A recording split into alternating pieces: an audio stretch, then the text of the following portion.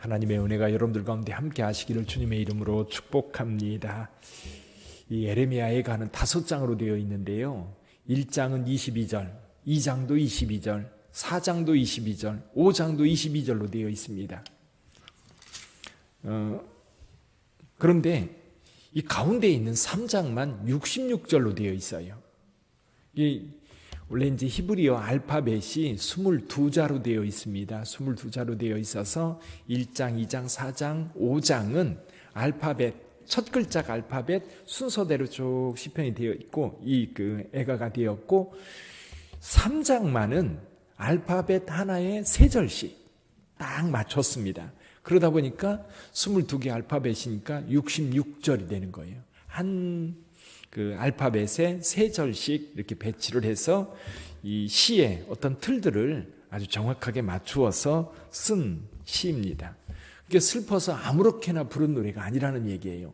철저하게 이렇게 준비해서 기록하고 그리고 노래를 만들어서 이 에레미야 애가는 이스라엘 백성들이요, 성전 파괴일, 우리나라로 말하면 국치일입니다. 국치일, 나라를 잃은 날, 그날이 되면 이스라엘 백성들은 지금까지도 이 에레미야 애가를 읽고 있습니다. 오늘 그 에레미야 애가 3장은 이 선지자가요 1절부터 18절에서 이 고통에 대해서 쭉 나열을 하고 있습니다. 여기에서 육체적이고 정신적인 고통에 대해서 2절부터 계속해서 반복하고 있는데요. 나를 이끌어 어둠 안에서 걸어가게 하시고 비단에서 걸어가지 못하게 하셨으며, 그래서 여기 이제 한 10가지 정도를 표현하고 있는데, 어둠 속에 있는 것, 그리고 계속되는 구타, 육체적인 쇠함, 포위당한 도시처럼, 그리고 영원한 어둠, 감옥, 길이 막히고 평탄하지 않은 것들, 이런 여러 가지 것들을 표현을 통해서 지금 얼마나 고통을 당하고 있는지, 얼마나 힘든 상황에 있는지를 쭉 노래하고 있습니다. 근데 여기서 한 가지 재밌는 것이 뭐냐면, 이 하나님께서요, 나를 관역 삼으셨다. 12절에 보면 활을 당겨 나를 화살에 관역으로 삼으심이요. 내가 지금 허리가 무지 아픈데 하나님께서 내 허리에 관역을 삼아 화살을 쏘았다는 겁니다. 화살통에 화살들로 내 허리를 맞추셨도다. 내가 지금 고통당하고 힘들고 어려운데 하나님께서 나를 관역 삼았다. 여러분, 관역에는 화살이 계속해서 박히니까요, 이 관역에는 이 화살에 박힌 자국들이 무수히 많거든요. 그처럼 내가 하나님의 관역, 타격의 대상이 되었다라고 그렇게 노래를 하고 있습니다. 저와 여러분들도 세상을 살다 보면 이렇게 힘들고 어려울 때가 있습니다. 어렵고 힘들 때 막 고통에 매여 있으면요, 거기서 헤어나지 못합니다.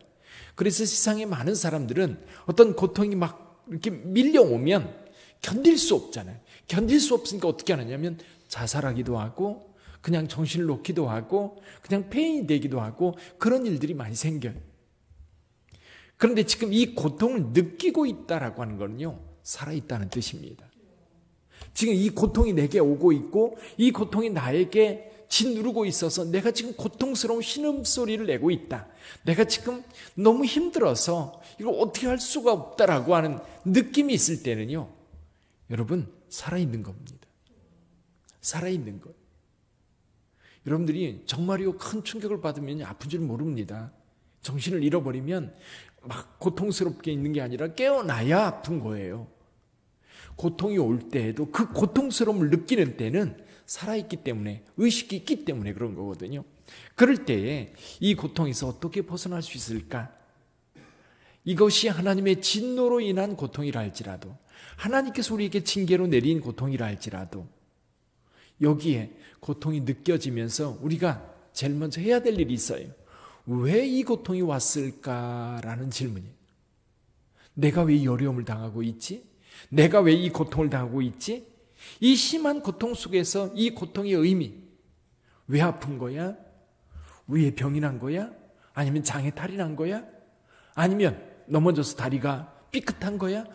어떤 것인지 그 의미를 찾으면요, 그 원인을 찾고 의미를 찾으면 거기서부터 길이 보이기 시작해.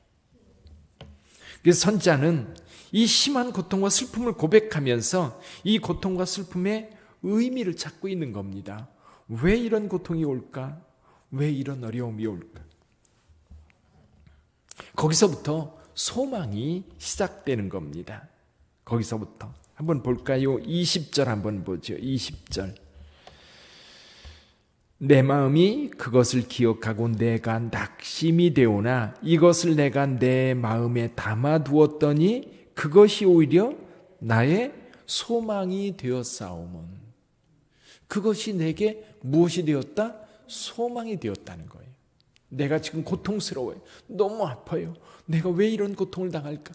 거기서부터 이 문제가, 이 해결의 실마리가 시작되는 겁니다. 그러면서 깨달은 것이 22절이죠. 여호와의 인자와 긍휼이 무궁하심으로 우리가 진멸되지 아니함이니이다. 무슨 뜻입니까? 진멸되지 않았다는 얘기는 살아있다는 거예요. 지금 이 고통을 느끼고 있다는 거예요. 느끼고 있다는 것은 살아있다는 거고, 살아있다는 얘기는 거기에서부터 소망을 찾을 수 있고, 병도 그래요. 여러분, 이 아픔을, 고통을 느낄 때에 여러분 치료가 가능한 겁니다. 고통을 느끼지 못하는 경우가 문제가 되는 경우. 그래서 이 병이 났을 때 이 고통을 느끼면 금방 가서 치료를 받고 고통을 해결하려고 하는데, 그래서 어떤 분들은 그래요. 고통이 은혜다. 아픔이 은혜라는 거예요. 몸이 아프지 않으면 그냥 놔두거든요. 유엔에서 일하던 우리나라의 유명한 그 학자이면서도 정치가가 있었습니다. 그분이 얼마 전에 갑자기 돌아가셨다는 거예요. 나이가 59세예요. 근데 이분이 지금까지 한 번도 건강검진을 하지 않았던 거예요. 근데 갑자기 암이 발견돼가지고, 발견됐는데 보니까 이미 늦은 거예요. 암이 발견되고 몇 개월 안 돼서 하나님의 부르심을 받았는데, 아는 분들 그러더라고요. 굉장히 아까운 분이, 국제적으로도 우리나라의 위상을 많이 세울 수 있는 그런 분인데 갑자기 그렇게 되니까 너무 아쉬운 거예요.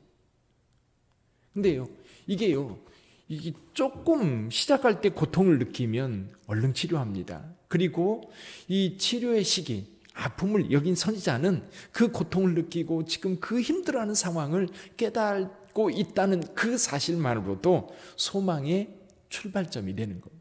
그러면서 하나님을 찾게 되고 거기서 시작이 되는 거죠. 33절을 한번 볼까요? 33절 이렇게 말씀합니다. 주께서 인생으로 고생하게 하시며 근심하게 하심은 본심이 아니시로다. 아멘. 우리 하나님께서 우리에게 고통을 준다 할지라도, 우리에게 고난을 준다 할지라도, 우리를 징계해서 아픔을 준다 할지라도 하나님의 본심은 뭐예요? 사랑입니다. 하나님이 그만큼 분노하는 이유는 분노의 강도만큼 우리를 사랑하시는 거예요. 우리를 사랑하시기 때문에 우리가 어떤 태도를 보이느냐에 따라서 하나님은 우리에 대한 태도를 바꾸셔요. 긍휼로 바꾸셔요. 이것을 이 선지자는 깨달았던 거예요. 그것이 하나님의 은혜고 거기에서부터 시작되는 거죠. 그러니까 고통의 의미를 깨닫고 그 고통 속에서 내가 아직도 살아있구나. 여기서부터 시작해서 이제 의미를 찾으면서 그 다음에 나가는 것이 뭐냐면 회개입니다. 돌이킴. 이 고통의 의미를 깨달을 때 소망이 시작되고요. 거기서부터 이제 여호와 하나님 앞에 내 죄에 대한 고백이 시작되는 거죠. 40절 한번 볼까요? 40절 같이 읽어봅니다. 우리가 스스로 우리의 행위들을 조사하고 여호와께로 돌아가자. 이 회개는 돌이킴이에요. 돌아가는 겁니다. 하나님께로 돌아가고 하나님의 마음으로 돌아가는 거고 하나님의 말씀으로 돌아가는 거고 하나님의 품 안으로 돌아가는 거예요. 탕자가 아버지 집으로 돌아오는 것처럼 이게 회개거든요. 돌이켜서 방향을 틀어서 하나님을 향해 가는 거예요. 그곳으로 들어가는 거예요. 그 품 안으로. 근데 징계가 거기로부터 왔거든요. 그래서 사람들은 거기로부터 왔기 때문에 거기로 가면 죽을 거라고 생각합니다. 그렇지 않아요. 하나님께로부터는 하나님의 긍휼은 무한하시기 때문에 우리가 돌이켜 그 진노가 하나님께로부터 왔다 할지라도 그 하나님을 향하여 나가면 하나님은 그 진노가 사랑으로 바뀌어 우리를 치유하시는 줄 믿습니다. 여기 49, 50절도 읽어보죠. 49, 50절. 내 눈에 흐르는 눈물이 그치지 아니하고 쉬지 아니하며 여호와께서 하늘에서 살피시고 돌아보실 때까지니라. 아멘. 그거예요. 우리 하나님께서 나를 돌아보실 때까지 슬픔의 눈물을 흘리며 회개하는 겁니다. 하나님의 마음에 감동을 주셔야 되는 거죠. 우리 하나님께서 우리를 돌아보실 때까지. 근데 우리 하나님은요, 우리를 보고 계세요. 나의 태도를 보고 계세요. 돌이켜 우리 하나님을 향하여 눈물을 흘릴 때 하나님은 그 큰 사랑으로 저와 여러분들과 함께 하시는 줄 믿습니다. 마침내 하나님께서 응답하셔요. 56절 볼까요? 56절 시작. 주께서 이미 나의 음성을 들으셨사오니 이제 나의 탄식과 부르짖음에 주의 귀를 가리지 마옵소서. 여기 보면 주께서 이미 내가 들을 때까지 응답을 들을 때까지 우리 하나님 앞에 나가서 기도하겠다 그랬는데 이미 하나님은 뭐하고 계셔요? 듣고 계세요. 이미 하나님은 나를 보고 계세요. 이게 은혜입니다. 하나님을 찾는 자들, 하나님께 함께하는 자들. 57절에서 하나님께서 위로의 음성이 들려요. 어떻게 들립니까? 내가 주께 아뢰날에 주께서 내게 가까이하여 이르시되 두려워하지 말라. 아멘, 아멘. 이 소리를 듣는 순간 모든 게 끝나는 거예요. 여기 말씀합니다. 두려워하지 말라. 그 진노가 하나님께로부터 왔어요. 그 진노가 하나님의 분노 속에서 임하여서 내가 그 고통 속에 있는데 이 고통의 의미를 찾고 회개하여 하나님 앞에 돌이킬 때 하나님은 이미 나를 보고 계시고 내 기도를 듣고 계시고 그러면서 돌이켜 말씀하십니다. 두려워하지 말라. 우리가 하나님을 찾고 하나님을 믿는 이유인 줄 믿습니다. 그래서 58절에서 이렇게 말씀하셔요. 주여 주께서 내 심령의 원통함을 풀어주셨고 내 생명을 속량하셨나이다. 할렐루야. 이게 영적 삶의 어떤 공식처럼 우리에게 주어진 거예요.